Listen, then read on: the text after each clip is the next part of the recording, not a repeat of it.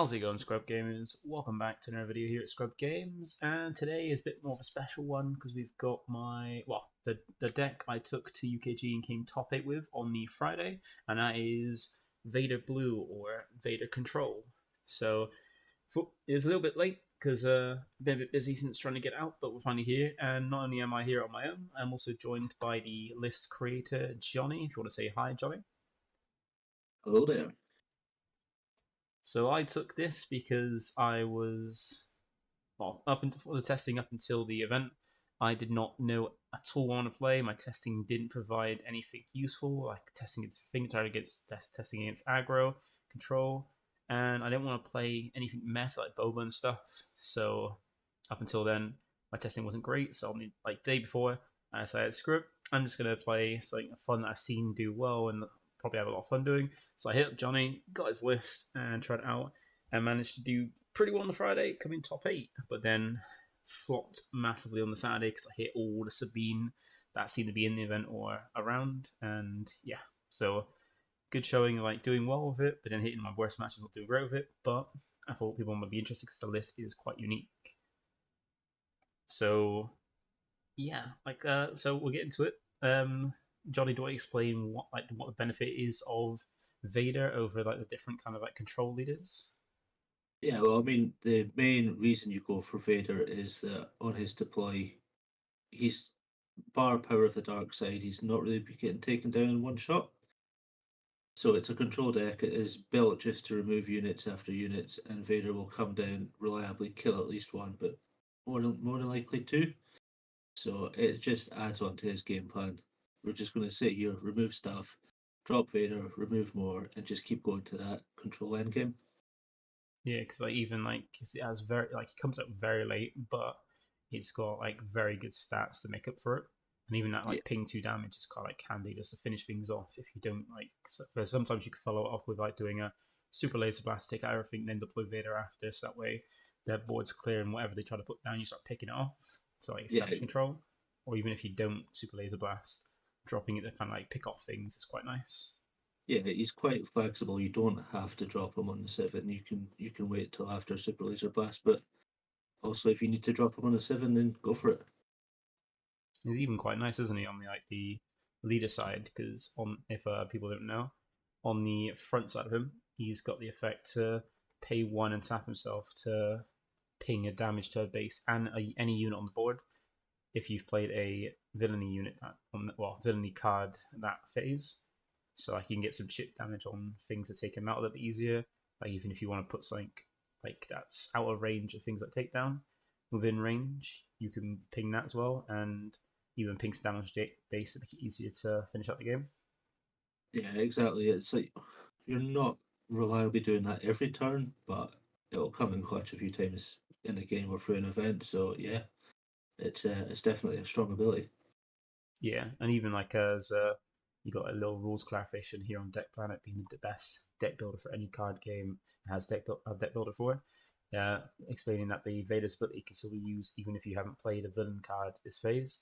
So like I remember playing against Johnny many times, and kind of like sometimes if you just go ahead and pass, your opponent can just take the opportunity to take the initiative and basically skip to the next turn, even though you want to do something after. So if they played something, you're waiting them for do a certain thing, you can kind of like pass, they take initiative, and then they've kind of got through your kind of like plan, waiting for them to do something. But Vader's action ability to pay 1 and tap himself doesn't need you to play a villainy card to trigger. That's just a cost. And then if you have played a villainy card, you get the benefit of pinging a damage on a base on the unit. So if you want to like bypass a your action without using pass, your opponent can kind of skip the phase. You can always use its effect to kind of take an action without skipping an action to kind of avoid your opponent doing that. Yeah, it's basically a soft pass, but it's really sort of just another element of the control game. Hmm. You don't want to go into the next phase for free, but you want to try and bait out something, you can absolutely just pay 1, tap Vader, and see what your opponent does after that.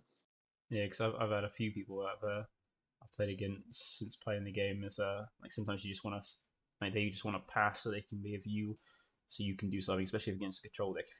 If you're playing against a control deck and you just pass and they don't and there's nothing on board or anything or nothing they want to establish, that basically them just then essentially passing straight after or taking initiative straight after you has given a free turn and get like later in the game to have more resources to do things. So sometimes you do want to have an action that doesn't necessarily isn't just a pass to do that doesn't really take up anything, so you can allow them to do something or kind of check them rather than letting them have a free turn.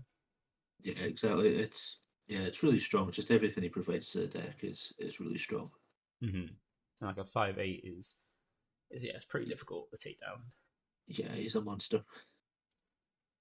So with the list, most people have probably seen like control decks like this. Like they've seen control decks.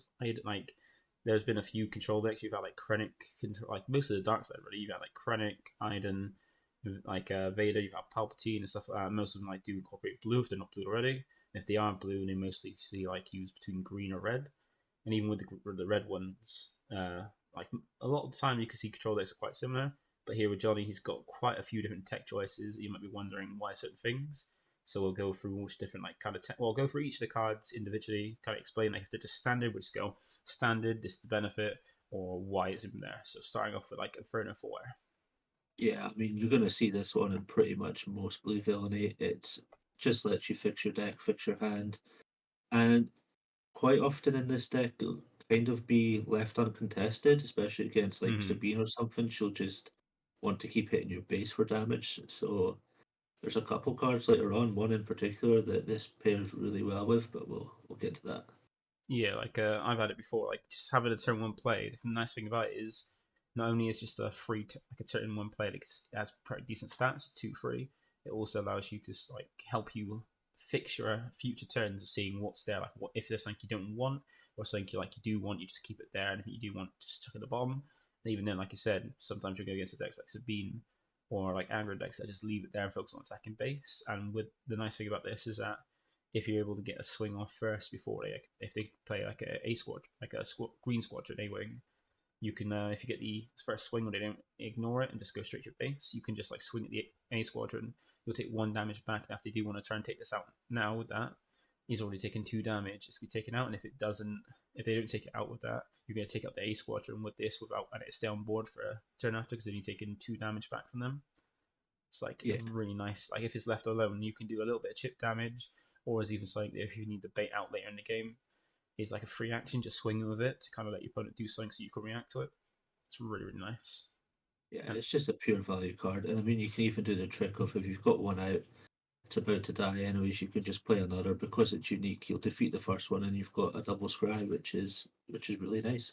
yeah, and it's one that you're always going to play free of because it's just a great unit, like great effect, like Yeah, eats cheap costs, good like good stats. Is like a card you definitely want to have free of in your deck. oh, absolutely. So then we come to the next one being Lieutenant Charleston. Now this is one that originally when I saw it, I didn't see the point of it, didn't see it great, but then since seeing it actually be played in like control decks like Vader, like it's just become like the biggest nuisance I've ever come across. Yeah, so this guy is like one of our few outs against playing the pure aggro heroism decks. But if you can land him on that turn three with a 3 or 4 experience, he's gonna be a real problem.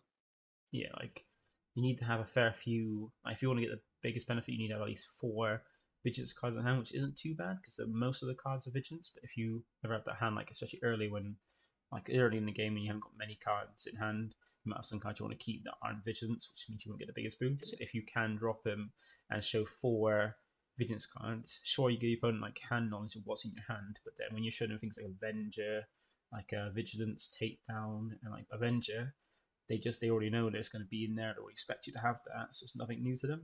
And then you get this out as a 6/6 Sentinel for 4 resources, which is very strong, hard to take down. Yeah, yeah. It's a combination of the potential stats and Sentinel just make him an absolute pain for your opponent. And I Yeah, mean, you're playing against Sabine or something, and he takes out 2 of their cards, then that's just value for days.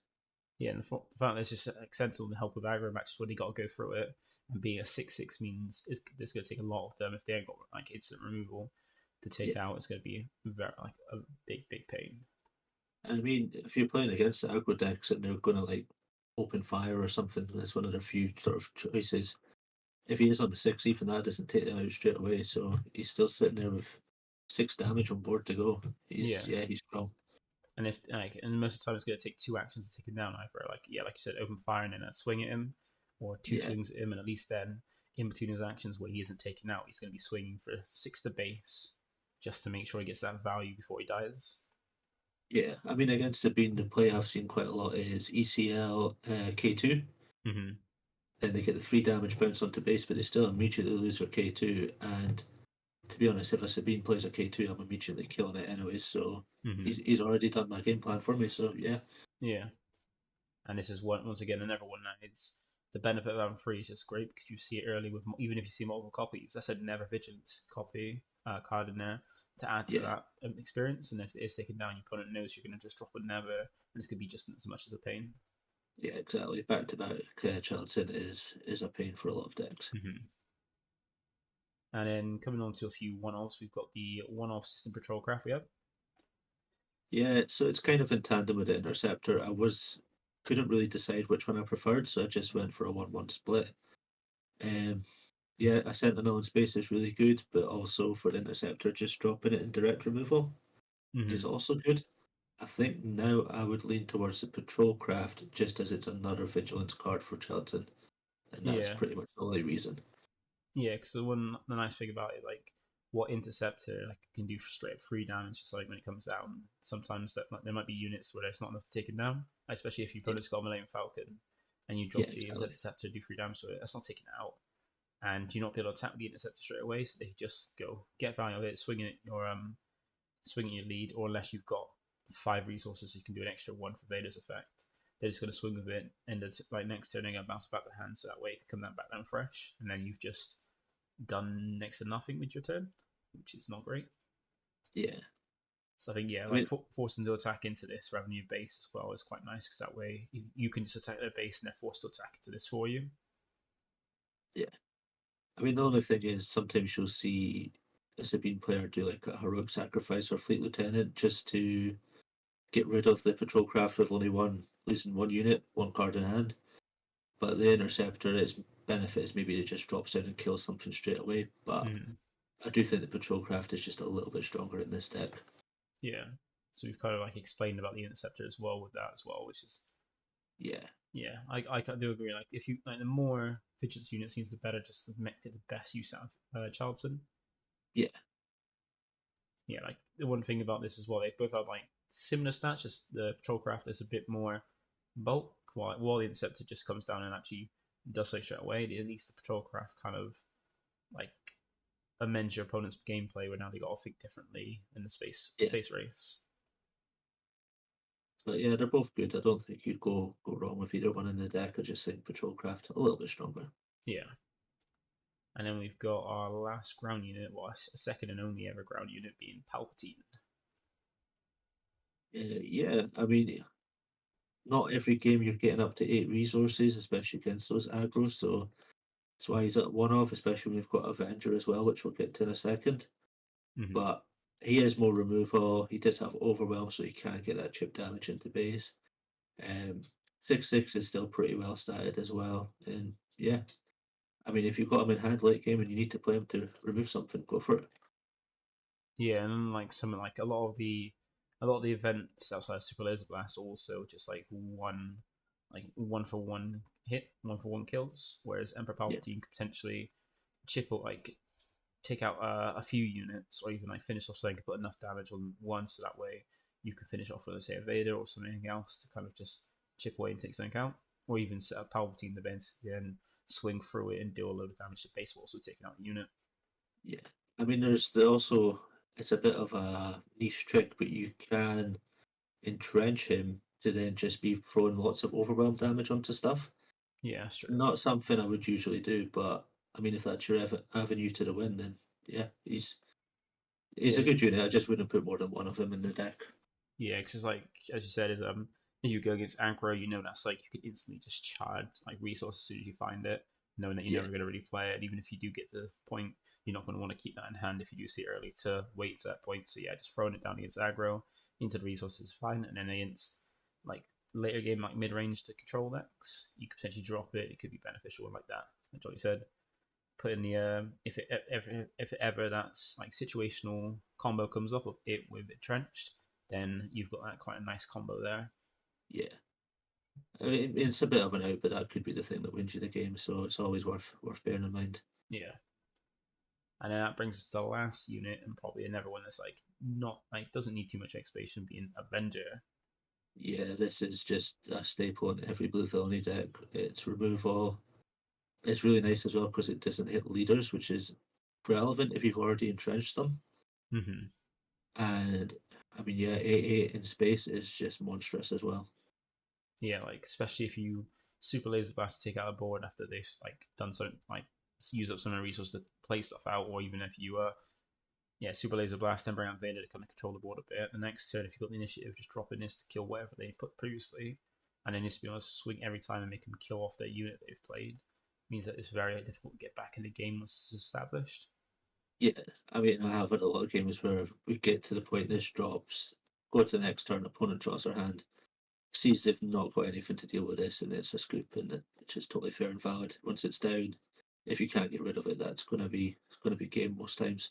Yeah, because even if you pass and wait for them to attack with this after they've got it, so you've got your opponent's got nothing on, they just pass, so you can swing with it. All you Yeah, then need to do is if you've got nothing else to do is just if this costs most of the resource, just take the initiative next turn, swing again, kill what they've just tried to keep on board, and yeah, yeah, just continue having keeping your cards in hand ready to use to take out the everything they should are dropping. yeah. I mean, sometimes you'll see the big sentinels get dropped against this, but even then, it's not great because you just swing into them, and then they either let something else die, or they pop the sentinel, which means Avengers still takes no damage back and is still sitting there as a threat. So yeah, strong card. Yeah, yeah, it's nice when they put two things down, one being a sentinel, and you just swing into sentinel, and they decide they want to do some chip damage to it, so they get rid of the other thing. So you're taking out two things for one, which is Exactly. really nice. So so those are the only units we have to play, being like the 6 units, because we're trying to be control. You don't want to be too flooded with units, because you Yeah, want to try and control the whole point of control is to control the board. So you're like, controlling what's put down and making sure you put play something to get away, so that way you can get to the later games and just overwhelm your opponent with like basically advantage essentially. yeah, yeah. We're trying to get over that sort of mid-game hump to then just kill at the end. Yeah. So I just see there's a lot of units in it, like a lot of events, and that's basically for a reason. But they're just removal ones. Just keep trading, keep. We want to get late into the game so we can start overwhelming an opponent with all these like things like Avenger, and just basically just keep hitting damage while also just removing their stuff on board, so they don't really play the game.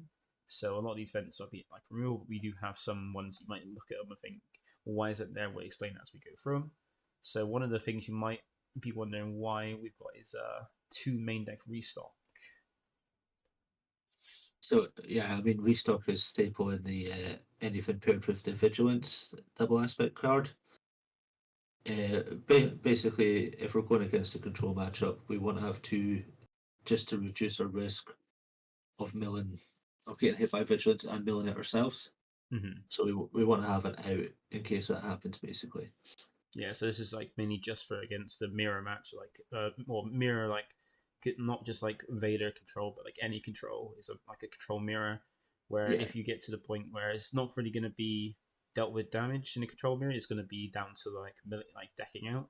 So you want to avoid being the first to deck out and make sure you've got like enough to supply. So like restock to basically get back your vigilances, get back your removal, get back your healing and stuff like that, to make sure that you're not decking out first is like the advantage there. Like most control decks, you probably see like side this at least, or might mean one. But then if yeah, you have the only one and it gets milled out by vigilance when it's dropped down, or it gets you basically just never see it until then the turn it gets milled out, then yeah, you're gonna have a hard time. So like two means that even if you lose one, you've got a second one. And a nice thing about the restock is there's how the game functions. You can choose restock itself when you play it. So when you play restock, you can choose itself as one of the 4 cards to put back to the bottom. So that way you can like just make sure you never met deck out. yeah. I mean, if you're going, I'd say most decks should at least consider one restock just in case they get the control matchup and sort of save their skin against that. But we're playing control. UK Games Expo, we were looking at best of one as well. Hmm. So testing a little best of one before that. So the 2 off was really important because you only got one chance to win the game. And Yeah, yes, so if you get against another control matchup and they hit a restock on the first vigilance, that's pretty much game over. So 2 just for that resilience. It's important in the best of 3 as well because I'd say I usually get all 3 games done, but sometimes it does go to time. You kind of want to win that first one and put the pressure on your opponent. yeah. Like I did have one match that was like my last round of Friday when I had the getting before we make a top cut. I did play against the mirror match actually, like a Vader Control, and they came to a difference where in our deck list I had 2 restock while he had one. Yeah, So it came down to if he loses, if I see a restock milled, that's it. He can't restock. And I have to just hope he doesn't mill mine. And then while I still got 2 restocks, if I do lose one, I know I've got a second copy. yeah, And that was literally how it came to be. Or like once, because we both dropped vigilance twice, and on his vigilances, he didn't hit anything of mine. No restock, no vigilance. And on my 2 vigilances, I hit his restock and his last vigilance. Knowing that there's no way he was going to be a win because we're both basically just trading boards. We're just making sure like anything yeah, is played, we take it out. And now he can no longer recuperate when he's milled out. What I can keep recuperating because I keep restocking, putting back to make sure that I'm never decking out. yeah. I mean, it's one extra slot in your deck to just guarantee that if that happens, you've got the game sewn up and control is out there enough that it's absolutely worth doing. Yeah, and even then, like when you do deck out, you don't have to put 4 cards back. You can literally put back just restock on whatever card you immediately want to draw. Because if you put Yeah, 4 cards back, being restock and ever free cards, if you don't hit the restock or the error vigilance, like straight after, especially in the control match where you can, your opponent can always keep their vigilance to mill the cards. So you put all 4 back, and then you draw your 2 for turn, and one of it, and they aren't restock, or the restocks are the other 2. Your opponent can always just use vigilance in the control mirror to then mill yeah, those 2, and you lose it. So if yeah, you just put restock and whatever card you need, you're going to guarantee that those 2 cards are going to be restocked and whatever you need. So you don't have to put all 4. You can always just put 2 to make sure you're drawing 2 and not taking any damage from the draws. yeah. Exactly. It's So strong there's play. yeah, like you just got to be like careful about how you're doing it because you might have like remember always count as well what you've used and what your opponents use, especially when it comes to control matchup or just when you've playing even if you're not playing a control what you've used. Because I had it Yeah, before where I didn't count what was in my what I've already used, so make sure I could have like restocked something to put it back to make sure I could grab it with such a feelings. So always do make sure to check what your resources before you like do something like restock to make sure you've seen what you've used and what you potentially still have. yeah. It's important. Like if you're playing the mirror and they do restock, to keep an eye on how many cards are left in your opponent's deck and maybe try and wait for that moment you can just hit the last of them, including the restock, and then Mm-hmm. just secure the game from there. And then for the next one, we've got a fair few like 1 cost events. We've got repair next. So repair is one that literally all you do is you heal 3 damage off a unit or base. Yeah, this is basically just we're going to keep the game going longer. That's what we want to do. It can be important sometimes to heal Vader as well because it is a unit or a base, but 9 times out of 10, it's going to be just heal the base for you. Let's get to the next turn. Yeah, it's essentially like it like mainly helps against like aggro when a dual cost damage. You can do okay. You've done 3 damage, you get heal that off with 1. Use an action to just basically keep myself alive, or even then you got those like situational times when you kind of want to heal Vader so he lasts a bit longer if they're trying to take it out, like keep him healthy so he's not on the verge to being like in the range of takedown or like a swing from being taken out. It could be handy. Like the Yeah, flexibility between unit or base is really nice. yeah. It can also be really cheeky on a Charleston. Yeah, that's true as well. Yeah, make sure you keep it alive so that way you can while Yeah, they're taking like just kamikazing things at Charleston, you can look back so they're forced to put more things than they originally wanted to. yeah. I mean, the one people, and we'll get to it in a minute, is make an opening instead of Mm-hmm. that. But I just feel it just does not hit enough. It costs way too much usually. Repair's just better. Yeah. So then we've got the 1 cost events, and that is Force Throw. Now you might be thinking that this one seems like a bit of an odd one to have mained because you're trying to like constantly remove things from board. You're trying to like basically take control of the game, hit the late game, where this kind of doesn't really remove anything from board, and it kind of to get the full benefit, like the full use of it, you kind of need a force unit, which you only got two being your leader and Palpatine, which are quite high costing or late gaming. So, what was the reason for having three of these in the main, Johnny? So it was actually some testing against the sort of hand cunning and hand command builds that would mean Spark of Rebellion and stuff like that. So what I found was that they were bringing my hand down a little bit and taking out the stuff I really wanted to keep in hand, whilst also building up their hand. And obviously, hand wants to just do his big turn where he gets into like Ewing reinforcement by spamming out resources or cunning if he's in those colours. But I found it really helped just to actually try and knock his hand down as well. Mm-hmm. And I found it actually, it's another one. Sabine is definitely a bad matchup for this deck, but like in a Sabine hand, there's every card's going to be useful. So any card you take out of their hand is relevant to the game, I think. Yeah. And yeah, and it's just another aspect of control. If we can keep their hand low, we're kind of okay with our hand being low. Because what we want to do is they play a unit, we kill it, go on to the next turn. So this just facilitates all of that. And of course, if we have Vader out, we can actually start killing higher costed stuff or doing chip damage just through the force throw effect. Yeah, because once Vader's down, not only do you still then do the same thing of like making the discard a card, but now you're doing damage to things to help take Yeah, things out because Vader's on board and he's a force unit. yeah. I mean, you could like have a Palpatine in hand, drop Vader, force throw, drop the Palpatine from your hand, and then deal damage to your opponent's Vader if you're in the mirror. It's Yeah, that's true. Yeah, because once again, like it's one of those ones to say choose a player. So remember, player means people playing the game, which is both you and your opponents. You can always choose yourself. The ditch something that's high costing, like I said, yeah, Vader, like Palpatine is that basically might not be useful in a certain matchup in your hand to yeah, basically then be able to do 8 damage to something thanks to Vader being on board. So and that's yeah, it. And like as you said, wasn't it? Because like were we expecting best of one for a lot of a lot of the events? That's another reason why it was main decked as well, because it's something yeah. that you kind of can't slide into. Could be handy to kind of give you. Could you have to cover as like much of the field as possible in your main deck before you went on to top cut? Exactly, and I think this is really good just because it forces more decisions on your opponent. When we see it, we're quite happy to pay one, discard something, but they may then be hit with a difficult decision that bites them in a couple of turns later when they don't have that card they need. Yeah. And then next one we've got is so we're now going on to like a fair bit of removal now. So we got 4 ships and more removal cards. So a nice little 2 cost event does become cheaper if you've got a force unit, but once again, it's not going to be until Vader's deployed or if you had Palpatine out, which is unlikely, but more when it doesn't get reduced until Vader's out. But it actually do 5 damage to anything that's not a vehicle. So no space units or any ground vehicles, and then but then the only drawback is you allow your opponent to draw a card, but still it's removal. Yeah, I mean, I'm not super keen on Force Stroke because of the draw card aspect. It kind of works a bit against control, but 2 costs to deal 5 damage to a non-vehicle. Sometimes that is just it's just what you need to get to the next turn, and that's what control is all about. Mm-hmm. Yeah, like sometimes even if you give them a card, like just if you're able to take something out with this card, it could be just as handy. Because then if they've paid resources to play something out, and you've killed it with this, even though they've drawn a card, they might not have the resources to play another card.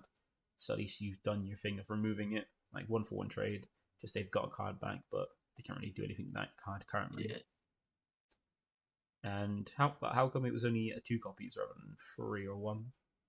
just because, like I said, I didn't find it too great, but it Mm-hmm. is a bit of an emergency button. Um, like it kills K2. I mean, that's the biggest reason it kills K2. As soon as he comes down, we want to just remove him. Mm-hmm. But yeah, I didn't feel comfortable having 3 copies because a lot of times it's just a bit dead in hand. Yeah. And then we've got Power on that side. This is basically given. It's a 3 cost extra card. Forces your opponent to choose one of their units they control and defeat it. Now, if they've got a lot of units on board, it's easier for them to choose like the weakest one and get rid of it. But if they've got one, they're just forced to kill off the only one they've got on board, which is quite nice, especially if they deploy leaders and they've got nothing else board. This is an easy way to kill the leader, which is nice. Yeah, exactly. Most of the time, it's not a choice. You're killing the last thing on their board, but Hmm. sometimes you will just have to drop it and leave the choice in your opponent's hand. But the correct way to play this is to make sure that there is no choice.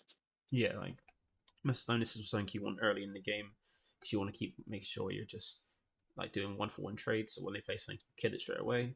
And this is a Yeah, great one, especially if going fresh, you don't have an Inferno 4 and you don't have anything to do, and they just play a unit. You go, okay, take the initiative, and now this is going to guarantee to kill what they've played, and it only costs 3. yeah. I mean, this is one of the cards that makes this matchup really bad for Luke.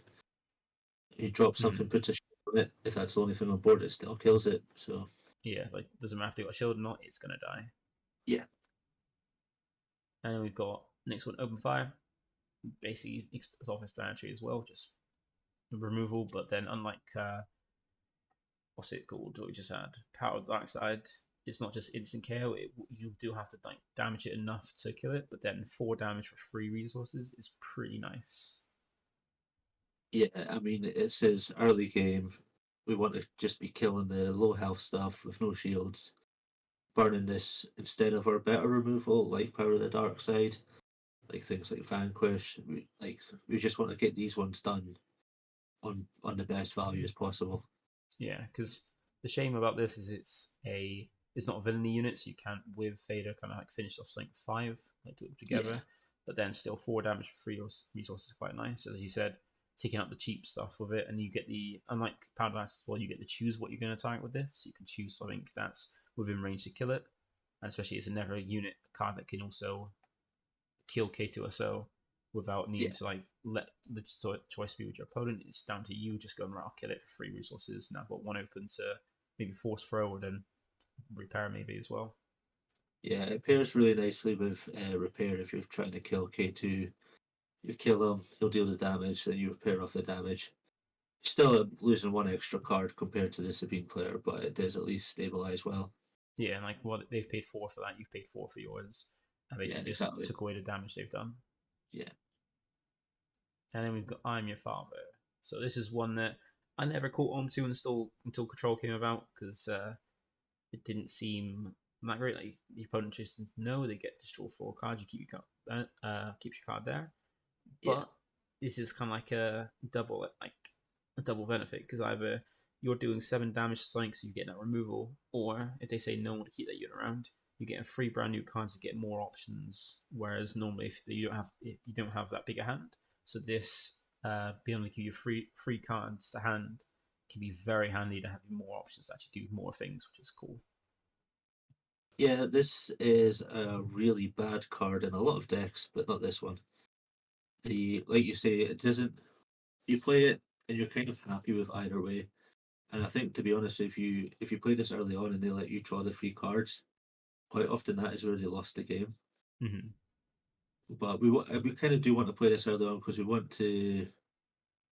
If you play this late game and they do have a lot of damage on board, they're probably just going to let you draw the cards if they know they can kill your enemies. Yeah, So this is like you probably want to burn open fire first, as it's probably the worst removal, and then maybe this is kind of like on par. yeah, like you get to learn as you like practice for the deck. You get to come to learn what which kind of removal cards like when this can be useful. Not like against aggro decks when they want to keep those units on board because they swing at them. If you try to Yeah, use this on like a K2SO, they're just gonna go no to all those free cards because they're gonna get swing K2SO and get more value the longer it's out. yeah, Whereas against like more control games when you're playing the control mirror and they don't want you to have more cards and then like get like control further access to have more removal, more like things that you like do stuff, they might just take 7 damage. But it all depends on it. Like you'll have some games I've had ones where like you can always even when you're playing a game like when you like playing in person, you've got the whole like kind of mind game aspect where you can play it on the unit and when if they're unsure, you can go well you're gonna take 7 damage and go lose your unit, which means I've done what I wanted to do, take that unit, or you can say no. And if you say no, I kind of do want these free cards to get 3 extra cards to have more options. And then yeah, they kind of then think then do you want to lose the card, especially if you use it on a leader if playing it's Boba, and they deploy Boba and you go use this as like they either you get 3 new cards to kind of cause them pain, or they use the leader they've literally just deployed. yeah. Exactly. I mean, you play this against Sabine on turn 2. She says no, and you draw into an Entrench for when she drops her leader next turn. You're kind of happy with that. Mm-hmm. And even as well, it's a dark unit, so if you do have resources after, even if they say no and let you draw 3, you can still ping damage with Vader as well to kind of get a little bit chip damage. Yeah, exactly. It's a really good card in this deck, but in a lot of other decks, it's really not so good. Mm-hmm. And also for the mirror match as well. Like Vader's normally one off, like so you do some damage to Vader. Your Vader Yeah, can then ping their Vader then to finish them off before you drop yours. exactly. And it is quite nice against things like Luke or just any like the sort of high costed heroism units because they probably are playing mid range and they don't want to lose that unit. Mm-hmm.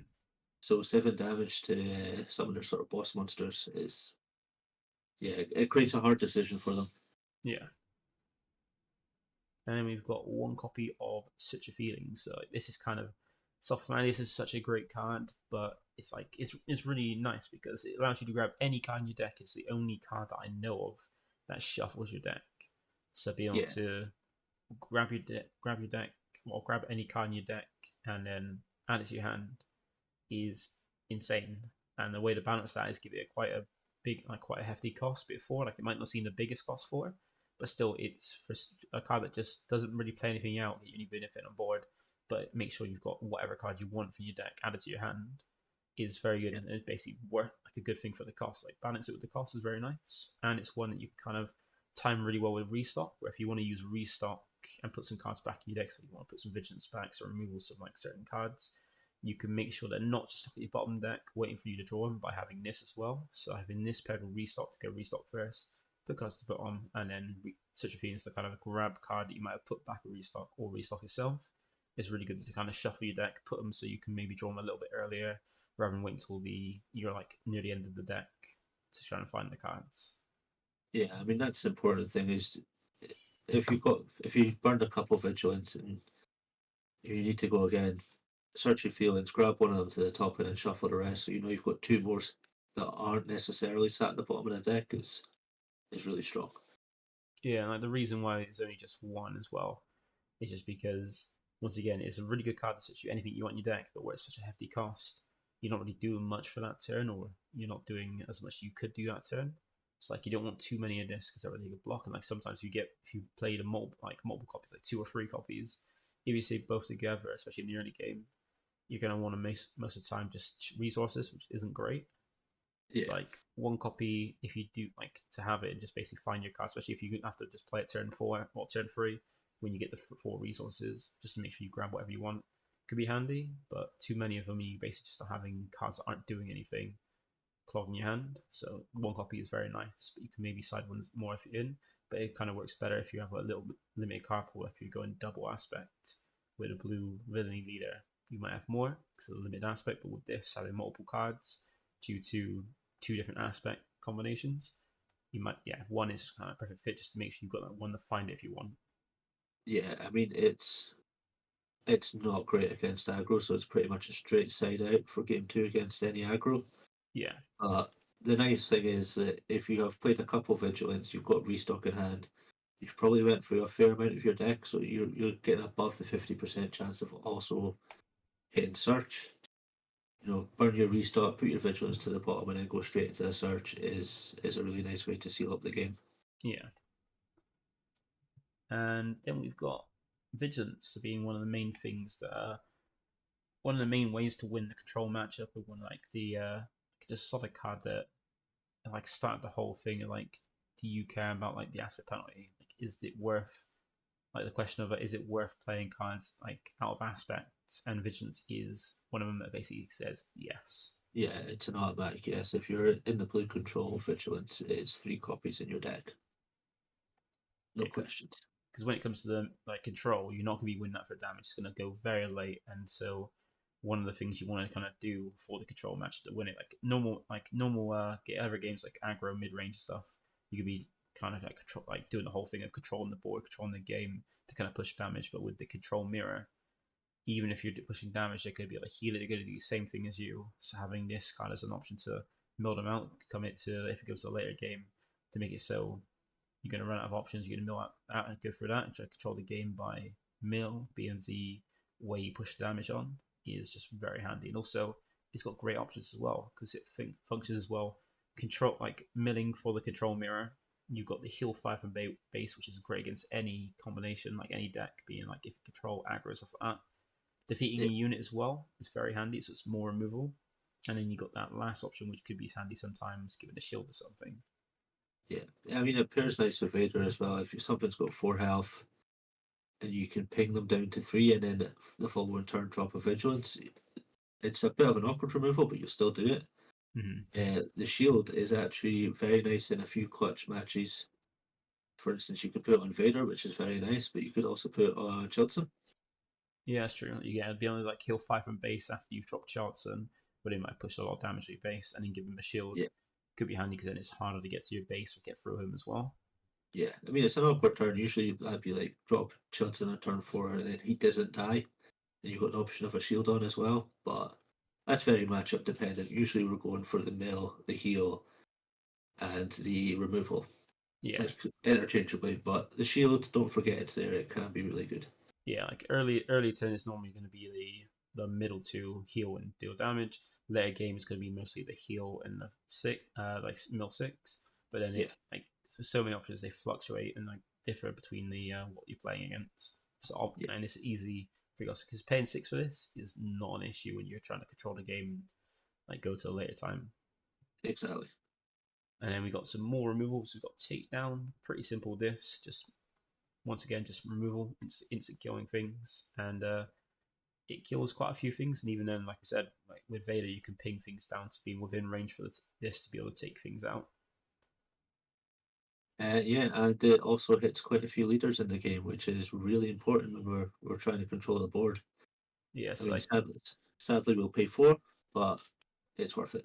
yeah, paying forward to take out like a leader that leaders being like being cards that are quite difficult to actually take out with like events.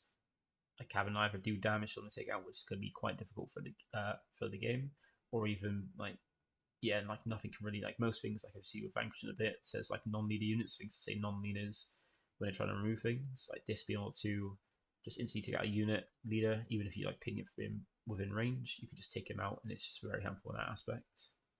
And I mean, it's important that it's defeat a unit with 5 or less remaining HP, not deal 5 damage. Yeah, so like So, things like Sabine, like I've had games where people have just dropped their leader without like forgetting about this card, and I just gone straight away take it out. So it's same time it like comes out and it goes straight back in again.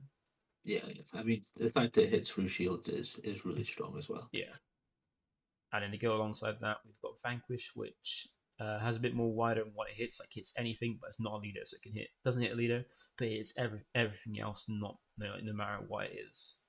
Does cost Yeah, a little bit more though at 5, but that's kind of worth it if you can instantly take out like an Avenger or like a Home One and stuff like that. yeah. I mean, the 5 cost is the reason we've put it down to 2 copies instead of 3 in the deck, and that's it. Yeah, Beyond that, like, because we've already got Avenger in the deck as well, so combine Avenger with Vanquish, there's a lot of large threats that we can just remove straight away. yeah. It's a really strong card. The main benefit Avenger has, like Vanquish has over Avenger, is that it gets a target, but then you're not. Avenger gives you a body that can Yeah, swing at your base and like count like multiple times of like taking things out. Whereas yeah, Vanquish doesn't provide that kind of stuff, but allows you to choose what you take out at lower costs. So like, there are benefits to cards, but then yeah, Avenger kind of gets more usage, whereas Vanquish is more like if you want to take a specific thing out that they might not want to choose, then you can just go straight for it. yeah. I mean, a lot of this deck is matching the element of control with what you like the most optimum control for what you want to remove. Sometimes it's going to be Vanquish, sometimes it's going to be Takedown, sometimes it'll be Open Fire. So Mm-hmm. it's just about playing the deck and learning which you want to prioritize in which matchups. Yeah. And we got some. And now we're getting onto some of the like next few cards, which are kind of ones that you might not see mostly in some cards. Well, Bombing Run is one you might see, but more in a sideboard because this is one where it does cost 5, but allows you to choose any arena, be ground or space, and then deal 3 damage to every unit in that arena, be yours and your opponent's. Yeah, so Bomb and Run, I'm not super hot on this card, but it still has its place because it is free damage for an arena. It doesn't really affect us because we're not playing too many cards, especially at like turn 4, turn 5. Mm-hmm. So it's basically just hoping that like against an aggro player that they're going to have a lot of stuff on that arena that we can just kill. So a good aggro player will want to mix up their which arena they're hitting, so Bomb and Run is inefficient. And Yeah, that's kind of why we've got like Vanquish and Takedown and stuff, so we can instead just pick and choose what we want to kill. Obviously it's a card game of RNG. They might just be stuck onto one arena just due to bad RNG, and we can capitalize. Yeah, like one thing is like the main arena that the game is played in is the ground arena because there's a lot more ground units than our space units. So especially with Yeah, aggro, when they're putting a lot like all their eggs in one basket, the ground arena just pushing, pushing, pushing. And with most aggro units, like small units that have a lot of power, don't have a lot of health, to be able to put all your opponents put all their eggs in one basket and take them out with a single card can be very handy. yeah. I mean, it's really good for the sort of U-wing reinforcement matchups. Like that's why we have Vanquish. I found that a lot of players will either spam out a lot of small units with U-wing, or they'll play like one big unit and then like one other random unit, whatever they could to make up the cost. Mm-hmm. Vanquish will hit the big unit, Bomb and Run will hit the small units. It's just Bomb and Run's a little bit more awkward because it can only hit the one arena. Yeah, but then like we said, like where we're pairing prefer best of one as well. This is a card Yeah, that you might be expected to be in a side deck, but we've had to main it because we want to cover all options as best we can. When it comes to best of one, where you don't have a side deck, you got one chance to win, and you've got to make sure you're prepared for it. yeah. I mean, I wouldn't maybe take it out for the best of three immediately. I think it's still strong.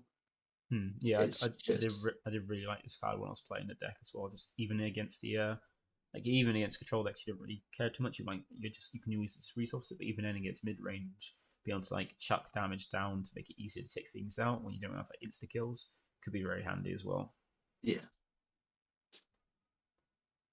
And then we've got probably the card that most people might be wondering like why this in. We have Force Surrender. So people yeah, might not like know what this does, but it's a 6 cost event.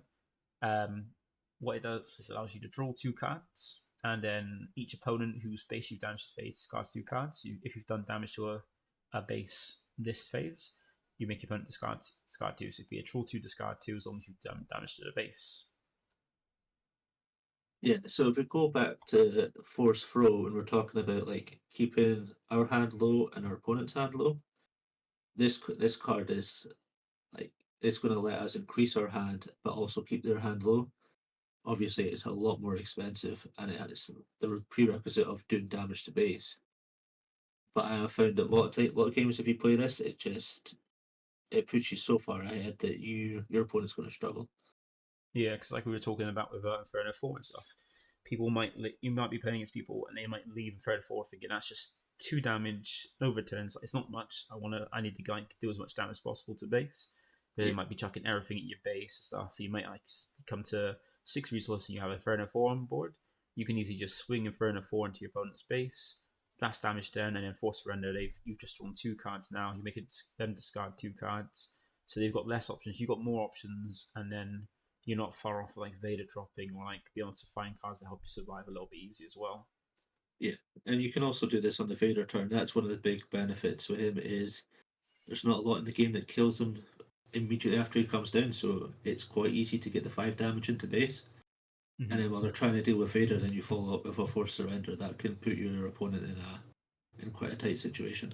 Yeah, like this with Force Throw on the turn Vader deploys if you've got nothing else to do. Go straight to base. This and then Force Throw as well. You're taking out cards off the base after a board thanks to Force Throw, making them choose a card. If you Force Surrender first, then Force Throw, they've had to discard 2 cards for Force Surrender, which are hopefully the cards they don't want to lose. And then Force Throw is then the card, like a card they really didn't want to lose that they have tried to keep hold of. That's then Yeah, lost, which might be a bigger costed card that can then take out something thanks to the Vader be on board as well. yeah. I mean, it just facilitates a complete spike in the game at the midpoint as well, which is I was saying before we want to get into the late game. So if this helps us get into the late game, then this card is amazing. Yeah, and also like remember, it's not going to be great against all matchups. If you get games where matchups start isn't going to be useful, you can. It's one of those cards that if you see it in your hand, you can always this easy resource card. But then Yeah, where cards it could be useful, you can always keep one copy in your hand to like kind of use it later on to kind of like swing the game as well. Because you draw into you've discard into when already up until you get to the like late game or when you stop resourcing, you don't have many options. This can like yeah, make it so you're going to be struggling for what opponents will be struggling for what they're going to keep, what they're going to do, what they're going to drop, and things like that. yeah. It's another card that, like I say, Sabine is a hard matchup for us. But if we can get to the point where we can play this, it can maybe just push us into that end game and get us the win. And then we've got the last two cards here being Super Laser Blast, which is obvious one, just 8 Yep. cost, nuke everything on the board, nothing more to say, just control the Yep. board, essentially. Yep. That'll limit control of the board. And then we got the last card being Entrench. So this is one that's quite interesting because I imagine in like the beginning of the game, people just saw this as like you could just give a huge boost for cheap, free to a card for just 2 resources, but in the downside you can't attack base. But then slowly, as it came to be, as the game developed, people just started realizing that this is something you can just, if you like, say you go more in ground and don't really go into space, this can be something you can stack down on big space units to mean it can't attack your base. So they're safe there, and it's a very cheap way to do so as well. Yeah. I mean, like you said, it's good against Sabine. It's quite nice if you put it on Chilton as well. Yeah, it's Just making him a 9/9 sentinel as yeah. well. I mean, it's nice to get the swings into base for Chilton, but some games you just want him to remove as much as possible, so that's good. And there's also a cheeky little win con with Palpatine, but that's very niche. Yeah, one niche way you could do it if you keep Palpatine up, Palpatine's still there after the turn, chucking this on him and swinging it at a card that's quite low health, just push through Yeah, damage then as well. yeah, But yeah, this is a great one to just, especially when your opponents have like leaders they want to deploy early. Like sometimes you'll have against like you have things like Luke, not Luke, sorry, you have like Han and Boba that kind of want to come down and start swinging to get benefits, chucking this on them. They're not going to really going to have ways, especially in like cunning and command, the main ones used for those. They're not going to have ways to kind of knock this off the lead. So as soon as they deploy the lead, you chuck this down. It means they've basically deployed the leader. They're not going to get the benefit of it in the leader area, and it's not going anywhere in the leader area until you get to turn 8 and Super Laser Blast it off the board. yeah, And even then, like you get some leaders like Sabine, which you want to take out as early as possible because it comes down early, starts pushing damage, and you kind of want to stop that. But if you just take it out, it's going to go back to the leader area and you're going to be able to use it there to kind of ping damage. But if you entrench it, they sure they've got on board, but they're not as long as you don't play anything out on the ground arena, they can't attack with it, and they can't attack your base. So basically, it's just there doing nothing. Whereas in the leader area, it would be pinging damage still. So you get the best of both worlds by taking it out, but away from them from being able to use it in any sense of the form or the word. yeah. I mean, the only negative really about this card is sometimes you can pop it on the leader, and that means your Charlton's not going into the ground arena because he's not going to trade 2 for 1. Mm-hmm. But that you just have to make a valuation call in those situations. Yeah, like sometimes it might be great with if you don't see Charlton but see this can be great to stop a Yeah, leader from doing anything. If you don't yeah, see this in Charlton, Charlton is going to get some value. Or even then, if you're going into more the like if you're going into more the ground arena and don't see like your Avengers and stuff, your opponent's like going to space. You can always slap this on a space unit to just basically not worry about them attacking with that. yeah, exactly. You could put on a system patrol craft just to have a big sentinel or something like that. Mm-hmm. It's worth it. But that is the main deck, and get to the 50 because you want to keep it as close to 50 as possible to have that consistency going. Because you don't want too many cards, because you're not going to basically find the kind of cards that you want, so like the removal stuff like that. You could maybe get into some of your tech choices too many and kind of struggle. So 50 is a sweet spot for control. But we did have a Yeah, side deck as well, and this is where Johnny can explain a lot better than me about why cards were decided. So start off with the regional governor. That's probably one that's a little bit easier to explain. yeah. I mean, regional governor is pretty much a blue staple as well, and she's in the side because it takes a lot of time just to figure out the matchups and what you want to call. Quite often, it'll be stuff like relentless and like a green control matchup Mm-hmm. just to stop that coming down. But early game against Sabine, you might call something you think they've got in hand. So she's not in the main deck because you kind of need to feel out the matchups, but she is really strong. And she's another card that you could also combo with Entrenched just to be really annoying. Yeah, yeah, because like it's one of those ones where it is like an like like an anti card, whereas like a perfect side deck card where you could stop from it from being played. Like sure, it Yeah, could be taken out because it's on like a unit, but then if you can, yeah, like you said, buff it out or like stop your opponent from being able to attack or like put things on board, it can stay there and prevent things from being played. yeah. I mean, against Sabine, you can call K2 and for a cause, and then that basically means they have to remove Regional Governor. Yeah, or even in a mirror match, put this down when it gets to late game, call restock. Your Yeah, opponents are exactly. not going to be able to recycle their cards then. And then next we've got Bounty Hunter Crew. So this is one of those ones that is out of aspect. Yeah, so it costs 8. This is for the extreme control matchups, and it is literally just so we can get that event back to hand.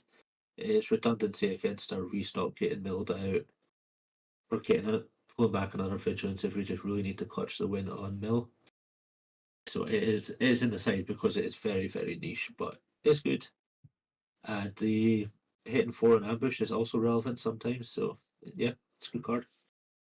Yeah, it's like be able to get that little be able to grab a event back that you want, so like something you might have lost, like restock, and then be able to get that extra like 4 damage to take something out potentially as well is quite nice. It's quite heavy costly, but then it's very situational depending, like more for the control mirror than anything else. Yeah. And then it comes to another out of aspect card being no good to be dead. Yeah, so this is, we've talked about Entrench, we put that on Sipping Leader quite a lot. What they'll probably do after that is side in like Disabling Fangfighter or Confiscate. What this card does is if we side that in game 2, we can spend 4, which is the turn that Sabine comes down, the 4 resource turn, and we can tap her down for 2 turns. Tap her down when she comes down and she stays tapped the following turn. So it just gives us a little bit more time to play with, and they can't do anything about that, whereas Entrenched they can disable Fangfire or Confiscate. Yeah, and even then, like when you get to like later turns, you want to stop some things from being able to attack, but you don't have Entrench. This could be a handy way to keep things locked down. Yeah, this is basically a counter side card. And then we've got the one Spark of Rebellion. Yeah, for the control mirror, we just want to be really cheeky and hit the restock straight out of hand. We'll happily pay 6 for that any day. Yeah, because that's one thing. Like this would cost 6 because it is a double out of aspect. But yeah, like you said, there'll be some games like with the control matchup where you don't know if they've got like vigilances in their hand or like restocks in their hand or on the deck. So you might want to you might get to the end where they've like got their restock and now they're just restocking, put 2 back, keep it back in hand, and you might not have the vigilance to mill. But at least you can use Spark Rebellion to make sure if they do have the restock, you're taking it out of their hand and getting rid Yeah, of it. Even and in the control matchup when you're not going to be playing much like many things on the board, like just paying 6 for this to rip out the card that stops them from winning is always yeah. worth it. I mean, we've got like the tells. Like if they search your feelings and you've got Spark Rebellion ready to go, then we can go hit that card they just got, and it only costs us 2 more than that. Against the command control matchups, hitting the relentless out of hand is also really good. So Yeah, there's plenty of applications, but it is 100% a sideboard card. yeah. Then we've got make an opening. Yep, as we said with repair, this is I think the inferior card, but if we've played the first game, we've noticed there's a lot of 2 health units coming down. It is relevant to bring this in. Free cost, kill a 2 health unit and heal 2 damage from base. It's good enough. Yeah, like sometimes you'll get some decks like some decks in some aspects that play like the really cheap ones that have very little health but like have a lot of power, like Death Stormtrooper, Greedo, like even like ones that are quite difficult to take like with damage, like a Crafty Smuggler, ones that damage can't really do much to them because they've got a shield. But it's an easy way to Yeah, take them out while repairing the damage they've done. yeah, exactly. And I mean, pairs with some of our other removal stuff that does damage, like Vader's leader ability. You can hit something from 3 to 2, then make an opening.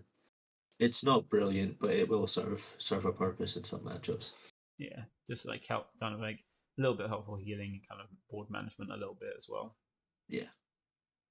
And that brings us to the last of the 10 cards for the side deck, be Change of Heart.